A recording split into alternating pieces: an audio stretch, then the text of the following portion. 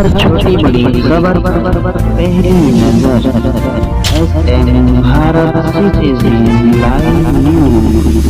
जिस तरीके से सवाल दारू खुल भी जाएगा, मैं मान लिया या नहीं खुलेगा, या जिद पर जो भी हो, पॉलिसी भले ही पॉलिसी समय समय पर चेंज होने के लिए बनती है। जब कोई पॉलिसी अक्सर सही तरीके से लागू नहीं होता तो फिर नई पॉलिसी आती है।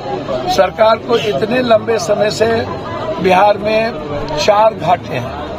पहला घाटा है कि सरकार की रेवेन्यू, दूसरा घाटा है कि लगातार लोग मर रहे हैं, तीसरा घाटा है कि सब लोग महंगे दाम पर शराब ले रहे हैं, चौथा घाटा है कि शराब का पैसा माफिया नेता और पदाधिकारी के घर जा रहा है, पांचवा घाटा है कि जब देश भर में शराब चलता है तो हमारा सारा पैसा दूसरे स्टेट में जा रहा है, हमारे स्टेट को नहीं लग रहा है। तो क्या पॉलिसी कोई चीज चेंज होगी या नहीं? और मेरा सवाल ये है कि इतने दिनों में इतने लोग मरे, तो इसमें जो मरे पीने वाले को आप कह देते हैं भले पिया, कौन नहीं पीता है ये सरकार बताए।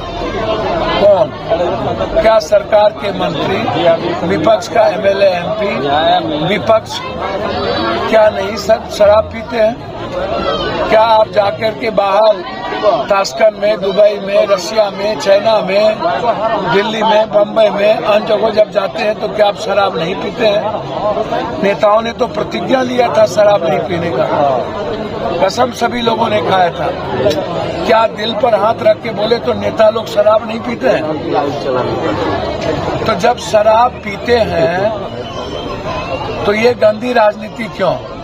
और जब अगले बार पॉलिसी बनी कि जो शराब से मरेंगे उनको 4 लाख रुपया दिया जाएगा, फिर यह कहना कि अपने बेमौत मरे हैं। भैया आप कभी भी थाने को डिस्चार्ज नहीं करते हैं, उस पर एफआईआर दर्ज नहीं करते हैं। बेच कौन रहा है? क्या सरकार को नहीं पता है कि इस इलाके में, सिवान, छपरा, गोपालगंज इलाके में बड़ा बड़ा शराब के तस्कर कौन है, माफिया कौन है?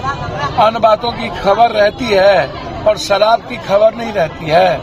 तो मेरा सरकार से बिल्कुल आग्रह है कि आप हर कीमत पर केरल और तमिलनाडु के तर्ज पर सरकार टैक्स को बढ़ा करके बड़े लेवल पर अब टैक्स बढ़ाइए ताकि सब शराब कोई खरीद ना सके, और किसी भी कीमत पर 30 साल 35 साल के नीचे के यूथ को आप दुकान पर शराब नहीं दीजिए किसी भी कीमत पर। और शराब कोशिश करिए कि शराब होटल में जो 5 स्टार, 3 स्टार, 4 स्टार होटल है और जिले में प्रखंड वाइज आप एक कर दीजिए। मेरा जो आग्रह है, जो मैं देश को समझता हूँ, जब सभी जगह लीकर बन रहा है और सभी जगह लीकर चल रहा है, एक ही देश में आप अच्छा काम है ये, शराब नहीं पीना चाहिए।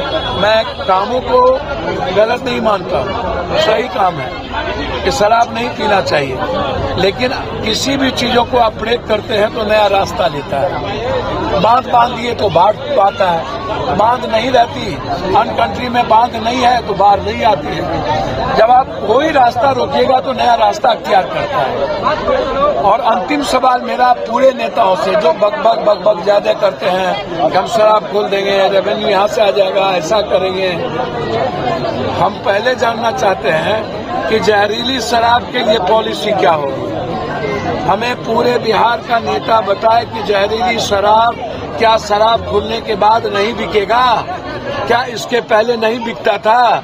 क्या जब शराब की रेवेन्यू इतनी हो गई थी तब क्या जहरीली शराब पी करके लोग नहीं मरते थे? तो ये शराब का सवाल नहीं है, ये सवाल है जहरीली शराब का। ये मुशाहिर कौन है, इसको क्या पता इनकी लाइफ क्या है?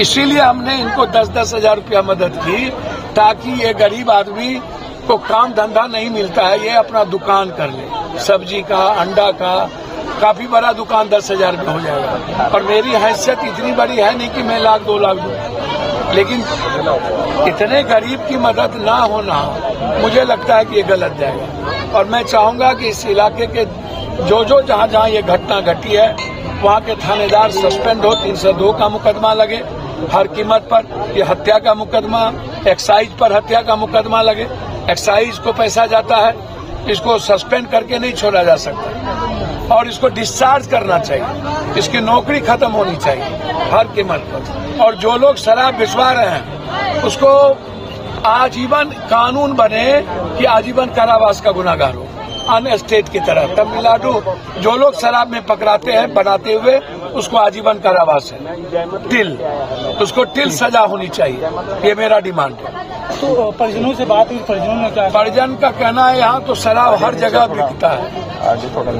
हमने कहा कैसे लिए, कहाँ लिए, बोला तो सभ्य जगह बिकल है, हम का करी, तो मैं का कही, तो बाहर से शराब आता है और उसके बाद यहाँ पर लोग बेचते हैं, यही तो स्थिति है।